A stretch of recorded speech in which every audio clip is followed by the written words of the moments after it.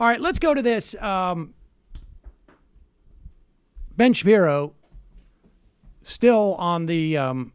It seems like every week he's got a new favorite freshman woman congressperson that he is obsessing about. I think Ilhan's his favorite. Ilhan is his favorite now. Well, because in the attempt to deny the obvious truth that hate crimes against Muslims, against Jews, against really anybody who is not white in this country or not Christian has gone up since the entrance into the race by Donald Trump. And the Republican Party, which enabled Donald Trump's rise, which trained its electorate to vote for a guy like this, that has excused time and time again rhetoric that ranges from, I'm sure there's some decent non-rapist Mexicans, to, we're going to ban Muslim countries, Muslim immigrants, to just, we're going to charge refugees money if they're seeking asylum, and on and on and on. I'm sure there are good people on both sides, the whole thing.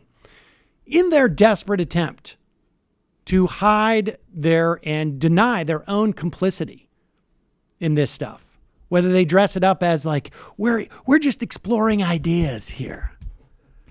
We're rebels. We're talking about stuff that was, hasn't been as popular since we were talking about eugenics or something. They are constantly looking for other people to blame for what they know ultimately is a function of their politics. And here is Ben Shapiro trying to somehow tie Ilhan Omar into the white supremacist who shot up a synagogue a couple of days ago. As I said before, if you are blind to anti-Semitism from one particular side of the aisle because it favors your political position, you are not in the fight against anti-Semitism. You're part of the problem. If anti-Semitism is just another political club to be wielded, if Ilhan Omar... Pause it. It's just amazing because one could be forgiven for assuming that was the way he was about to introduce his apology. When anti-Semitism is just simply used as a political club. And with that said, I had an epiphany last night and I'm going to retire.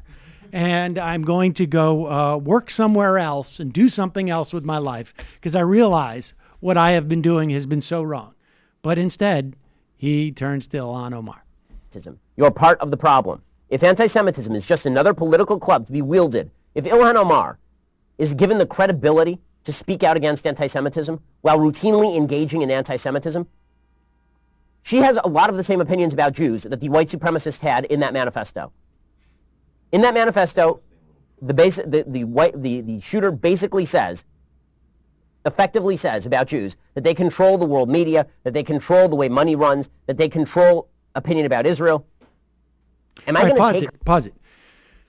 Now, Ilhan Omar has said none of those things. None of the things she's ever said could even be remotely interpreted by that. The closest she's ever said is that the PAC that has in its mission statement to impact the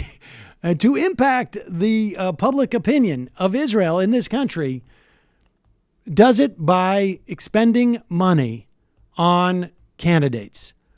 Just like Thomas Friedman said, although Thomas Friedman said it a little more aggressively and a little more pointedly and a little bit more studiously. But she never said any of the things he's lying about now. So just think how decrepit you have to be in your brain to make this case that we shouldn't politicize anti-Semitism as you are lying to politicize anti-Semitism and basically comparing Ilhan Omar to a white supremacist who has just shot somebody up and he has to lie about the similarities in their manifesto. And I want you to keep that in mind we don't need to hear Ben Shapiro anymore, because Ben Shapiro, when we talk about manifestos, when we talk about the implications, and I don't know what the point is he's making, that Ilhan Omar and he lies about her opinions are similar to those of the shooter. But we know for a fact that the guy who shot up in Canada, which number is this one that we have here? The Quebec City mosque shooter. In the Washington Post, the guy's name, Bissonnette, appears to have obsessively visited the Twitter accounts of Tucker Carlson and Laura Ingraham, David Duke, Alex Jones, Mike Cernovich, Richard Spencer, and Bissonnette checked on the Twitter account of Ben Shapiro 93 times in the month leading up to the shooting. So if you want to talk about similarities in perspective, if you want to talk about inspiration for attacks like these, here's a video. Who did this video? This is a clip from Vic Berger. Vic Berger did a video comparing the rhetoric from Shapiro with the testimony, not the testimony, the interrogation of this guy Bissonnette. Listen to this. Many Muslims are trying to kill Jews. End of story. This idea, we are all Muslim, no, we aren't. And the only people who think we are leftists who are fully insane, or Muslims who believe that we all should be Muslims and that they get to kill us if we disagree. So all of this politically correct nonsense, it's going to get a lot of people killed. They're coming for Western civilization. A lot more people will die because there are people who believe we are all Muslims. Here's Bissonnette. I wanted to save people. Save people, they ask? Yes. From terrorist attacks. How many Americans have Bissonnette to die said. for this crap? I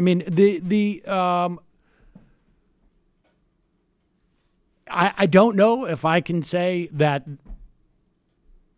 Shapiro inspired this guy, but we do know in terms of factually, this guy was obsessively checking the messages he was getting from Shapiro, and that his perspective, his fears, were completely aligned with the warnings that Shapiro was giving. So it's really stunning for this guy to come out and say this type of stuff. If we're talking about manifestos, I actually read the one from the New Zealand guy, and I would like to see Ben Shapiro explicitly say how his views on the dangers of Muslim immigration differ from those expressed in those manifestos. That would be very interesting to hear. I mean, it's pretty shocking to hear Ben Shapiro going out and trying to make this argument. Yeah, and he can stop using all Jews as an excuse, by the way, because most Jews do not agree with him. Well, he would not, to be fair, he would not consider those Jews to be Jews.